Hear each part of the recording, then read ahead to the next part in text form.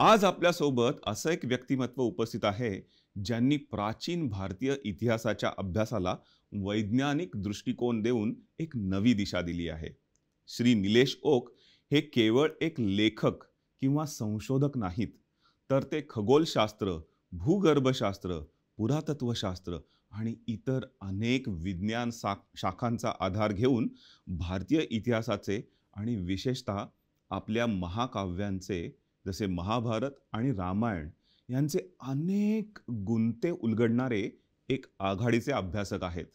मूळतः chemical engineer आणि executive MBA असलेले श्री ओक त्यांच्या विश्लेषणात्मक आणि तार्किक किंवा सोप्या मराठी भाषेत म्हणायचं झालं तर ॲनालिटिकल आणि लॉजिकल रिझनिंग आणि थिंकिंगसाठी ओळखले जातात.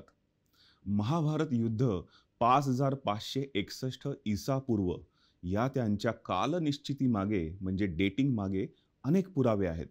तसेच त्यांनी रामायण 12209 ईसापूर्व या अत्यंत प्राचीन काळात असल्याचेही वैज्ञानिक पुराव्यांसह सिद्ध केलं आहे आणि त्यांनी जगभरातील विद्वानांचे लक्ष वेधून घेतले आहे.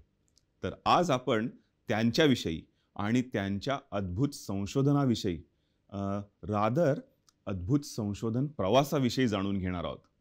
Please welcome Shri Nilesh Oak. हे मी पहिल्यांदाच सांगतोय, म्हणजे कुठच्याही माझ्या 2000+ इंटरव्ह्यू मध्ये मी पहिल्यांदाच सांगतो. बोरकर्स मीडियाने काढलेला एक प्रश्न वेगळा.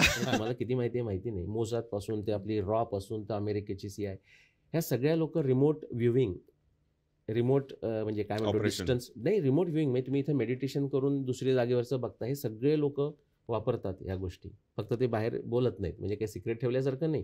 तुम्ही त्यांची बजेट बघितली तर रिमोट व्ह्यूइंग करता $these many billion असं असतं. आणि हे तुम्ही यूट्यूबवर जुने व्हिडिओ बघू शकता असं काही. सो ते आहे. फक्त ते काय करतात, आपल्यासारख्या माणसानं त्याचा वापर करू नये भारतानं, म्हणून सांगतात हे योगा बिगा म्हणजे फालतूगिरी आहे मेडिटेशनमध्ये. पण दे आर ॲक्च्युअली डुईंग. ॲम्बिडेक्स्ट्रसला काय सव्यसाचीन अर्जुनाचा, तर अर्जुनाचं नाव झालंय, पण भीम हा सुद्धा सव्यसाचीन होता. त्याला सव्यसाचीन म्हटलेलं नाहीये. तो ऍक्च्युली या हातानं पण प्रत्यंच्या आवडून बाण मारतोय असं वर्णन आहे, म्हणजे तो सव्यसाचीनच आहे. आता समजा कोणते रामायण महाभारतातले कॅरेक्टर असतील तर त्यांना कुठल्या गोष्टींना जास्त त्यांना अचंबा वाटेल? त्या लोकांना आत्ताचा अचंबा वाटेल. चांगला प्रश्न आहे. त्याला मला वाटतं असं वाटेल की ही लोक म्हणजे आपण लोक ही फारच खेडवळ आहेत.